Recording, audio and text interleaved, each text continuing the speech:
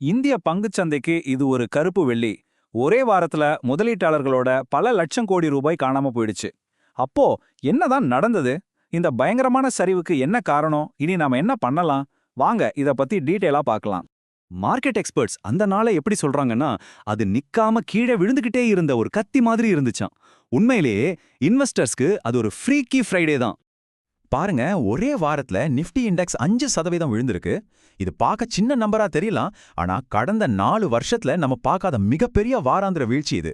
இதனால முதலீட்டாளர்களோட பெரும் செல்வம் காத்துல கரைஞ்சு போச்சு. சரி, இன்னைக்கு நாம என்னென்ன பார்க்க போறோம்னா, முதல்ல இந்த வீழ்ச்சி எவ்வளவு தீவிரமானதுன்னு பார்ப்போம். அப்புறம் இதற்கு காரணமான அந்த சரியான புயல்னா என்னன்னு புரிஞ்சுக்குவோம். இதனால ஏற்பட்ட பாதிப்புகள் என்ன, இந்த மாதிரி சமயத்துல முதலீட்டாளர்கள் என்ன செய்யணும்னு எக்ஸ்பர்ட்ஸ் சொல்றாங்கன்னு பார்ப்போம். கடைசியா மார்க்கெட் மீண்டு வர்றதுக்கான பாதை எப்படி இருக்கும்னு அனலைஸ் பண்ணலாம். முதல்ல அந்த ஃப்ரீக்கி ஃப்ரைடே அன்னைக்கு என்ன ஆச்சுன்னு பார்ப்போம். அன்னைக்கு செல்லிங் ப்ரெஷர் பயங்கரமா இருந்துச்சு. நாள் முழுக்க மார்க்கெட் கொஞ்சம் கூட மேலே ஏறதுக்கான அறிகுறியே காட்டல. இங்க பாத்தீங்கன்னா தெரியும், வெள்ளிக்கிழமை அன்னைக்கு மட்டும் நிஃப்டி 470 பாயிண்ட்ஸ் விழுந்துச்சு. ஆனா அதை விட மோசமா அடி வாங்கினது பேங்கிங் செக்டார் தான். பேங்க் நிஃப்டி கிட்டத்தட்ட 2.5% சரிஞ்சது. அப்போ எதுக்கு இப்படி ஒரு பெரிய சரிவு? இது ஒரே ஒரு காரணத்தால நடக்கல. எக்ஸ்பர்ட்ஸ் இத ஒரு பெர்ஃபெக்ட் ஸ்டார்ம்னு சொல்றாங்க. அதாவது 3 பெரிய பிரச்சனைகள் ஒன்னா சேர்ந்து ஒரே நேரத்துல மார்க்கெட்டை தாக்கியிருக்கு. அந்த 3 காரணிகள் என்னென்னா, 1 போர் பதற்றத்தால ராக்கெட் வேகத்துல ஏறிட்டே இருக்கிற கச்சா எண்ணெய் விலை. 2வது நம்ம ரூபாய் மதிப்பு வரலாறு காணாத அளவுக்கு பலவீனமானது. 3வது உலக முதலீட்டாளர்கள் மத்தியில பரவிய ஒருவித பய உணர்வு. இதுல ரொம்ப முக்கியமான காரணம் இந்த கச்சா எண்ணெய் விலை தான். மத்திய கிழக்குல போர் பதற்றம் குறையாததால பிரெண்ட் கச்சா எண்ணெய் விலை ஒரு பேரலுக்கு $100 மேலேயே இருக்கு. இது நம்ம பொருளாதாரத்துக்கு ஒரு பெரிய தலைவலி. அது மட்டும் இல்லாம டாலருக்கு எதிரான இந்திய ரூபாயோட மதிப்பு இதுவரைக்கும் இல்லாத அளவுக்கு வீழ்ச்சி அடைஞ்சது. இதனால இறக்குமதி செலவு அதிகமாகி பணவீக்கம் இன்னும் அதிகமாகிடுமோங்கிற பயம் உருவாகிருச்சு. சரி, இந்த ரிஸ்க் ஆஃப் மனநிலைனா என்ன? ரொம்ப சிம்பிள்.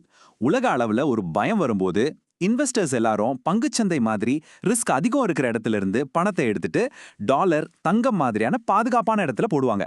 இப்படி எல்லாரும் ஒரே நேரத்துல விற்க ஆரம்பிச்சா மார்க்கெட் இன்னும் வேகமா சரியும். இப்போ அதுதான் நடந்திருக்கு. சரி, இந்த புயலால ஏற்பட்ட பாதிப்புகள் என்ன? யார் யாரெல்லாம் மாட்டுனாங்க? எந்த செக்டராவது தப்புச்சுதா? வாங்க ஒரு டேமேஜ் ரிப்போர்ட்டை பார்ப்போம். நீங்களே பாருங்க, ஒரு துறை கூட தப்பிக்கல.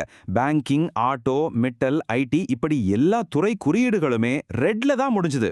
சொல்லப்போனா முதலீட்டாளர்கள் ஓடி ஒளியறதுக்கு எங்கேயுமே இடமில்லாத ஒரு சூழ்நிலை. பெரிய பெரிய ப்ளூ சிப் கம்பெனி பங்குகள் கூட தப்பல. உதாரணத்துக்கு L&T பங்கு சுமார் 13% சரிஞ்சிருக்கு. மத்திய கிழக்கு நாடுகள்ல அவங்களோட பிசினஸ் பாதிக்கப்படுமோங்கிற பயம்தான் இதுக்கு காரணம். அதே மாதிரி பேங்க் நிஃப்டி 7% விழுந்துச்சு. ஒட்டுமொத்தமா ஆட்டோ, மெட்டல் செக்டார் எல்லாமே பெரிய அடிய வாங்கிச்சு. இப்போ ரொம்ப முக்கியமான பகுதிக்கு வந்திருக்கோம். இந்த மாதிரி ஒரு கொந்தளிப்பான மார்க்கெட்ல ஒரு இன்வெஸ்டரா நாம என்ன பண்ணணும்? மார்க்கெட் இன்னும் கீழே போகுமா? இப்ப வாங்கலாமா? இல்ல இது விழுகிற கத்திய பிடிக்கிற மாதிரி ஆகிடுமா? இதுதான் இப்போ நம்ம எல்லாருடைய மனசுலயும் ஓடிட்டு இருக்கிற கேள்வி. எக்ஸ்பர்ட்ஸ் என்ன சொல்றாங்கன்னா, ஒரு 3 விஷயத்த ஃபாலோ பண்ணுங்கன்றாங்க. 1, பயந்து போய் நஷ்டத்துல விக்காதீங்க. 2, இன்வெஸ்ட் பண்றீங்கன்னா மொத்த பணத்தையும் ஒரே அடியா போடாம கொஞ்சம் கொஞ்சமா வாங்குங்க. 3, உங்க கவனத்தை சரியான பங்குகள் மேல திருப்புங்க. இது ஒரு ரொம்ப இன்ட்ரெஸ்டிங்கான அட்வைஸ். அதாவது போரால பாதிக்கப்படாத ஸ்டாக்ஸை தேடுறத விட இந்த பிரச்சனையெல்லாம் முடிஞ்சதும் எந்த கம்பெனிகள் வேகமா மீண்டு வரும்னு கண்டுபிடிங்கன்னு சொல்றாங்க. ஏன்னா நல்ல ஃபண்டமெண்டல்ஸ் இருக்கிற கம்பெனிகள் இந்த மாதிரி சரிவுல நல்ல விலைக்கு கிடைக்கும். அது ஒரு சூப்பரான வாய்ப்பு.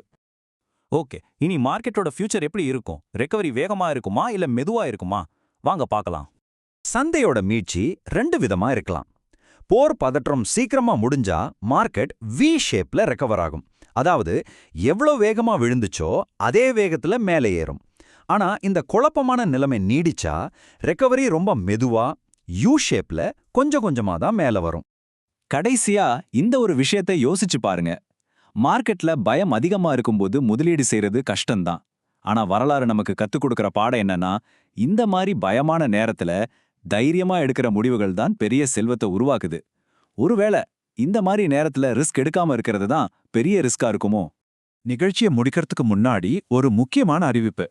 சந்தை சரிவு பத்தின இந்த விரிவான அலசல் உங்களுக்கு யூஸ்ஃபுல்லா இருந்திருக்கும் நம்புறேன். இது உங்களுடைய கல்வி நோக்கத்துக்காக மட்டும்தான். எந்த ஒரு முதலீட்டு முடிவையும் எடுக்கிறதுக்கு முன்னாடி உங்க நிதி ஆலோசகர்கிட்ட மறக்காம ஆலோசனை கேளுங்க. பார்த்ததற்கு நன்றி.